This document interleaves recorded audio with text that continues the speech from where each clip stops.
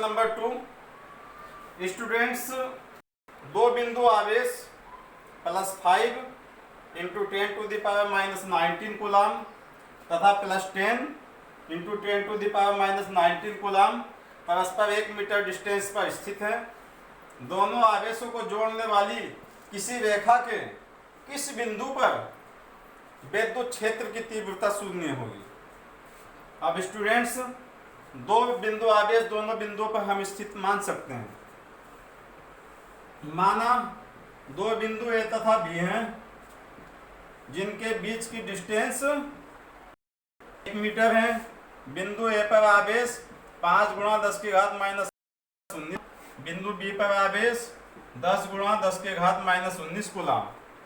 अब स्टूडेंट्स, बड़े आवेश की ओर हम एक बिंदु मानते हैं। इसमें माना बड़े आवेश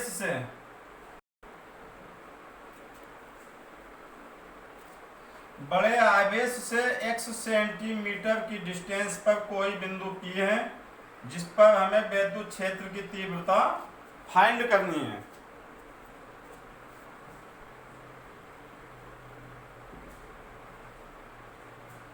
माना स्टूडेंट्स, बिंदु B से x सेंटीमीटर बाहर की ओर कोई बिंदु P है जिस पर हमें परिणामी विद्युत क्षेत्र की तीव्रता संतुलन की स्थिति में फाइंड करनी है।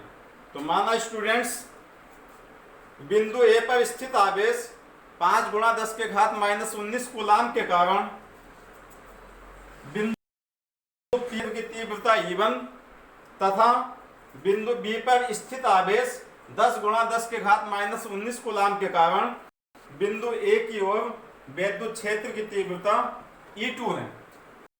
संतुलन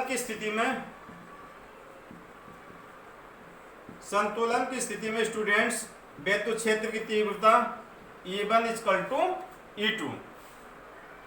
E1 1/4πε0 × Q/r²। Q की वैल्यू स्टूडेंट्स यहां हम देखेंगे बिंदु B पर 10 × 10⁻⁻19 बटे में r की वैल्यू स्टूडेंट्स देखेंगे बिंदु P की, और बिंदु A से डिस्टेंस क्या है हमारे पास। बिंदु P की बिंदु A से डिस्टेंस तो यहां तक है 1 मीटर और यहां है बिंदु B से बिंदु P तक x metre.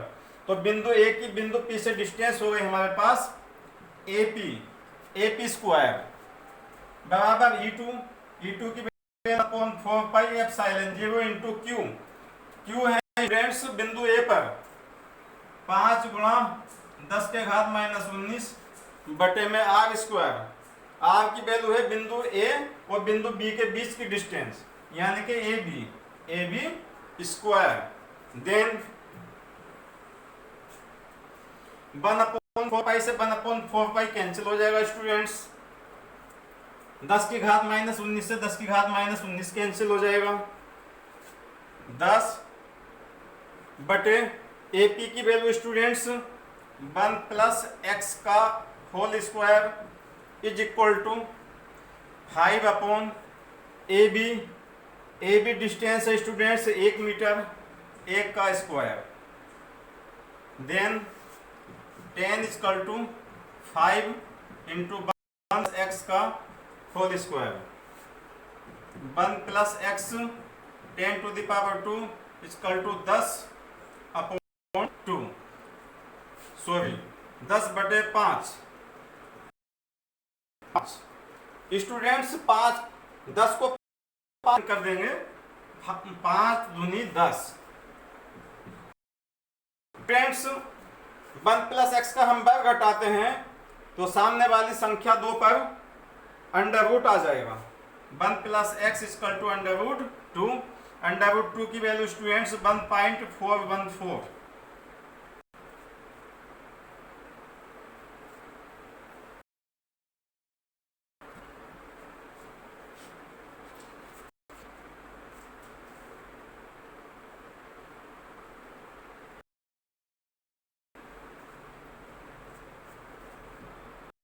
Then students 1 + x बराबर 1.414।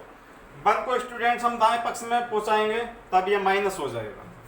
तो x की वैल्यू आती है 1.414 माइनस 1, x बराबर 0.414 सेंटीमीटर, क्योंकि डिस्टेंस मीटर में थी, मीटर। अब स्टूडेंट्स हम जानते हैं कि 1 मीटर में 100 सेमी होता है, इसे हम 100 से गुणा कर दें तो हमारा आंसर सेंटीमीटर में आ जाएगा। x बराबर 0.414 गुणा 100 स्टूडेंट्स 41.4 सेमी।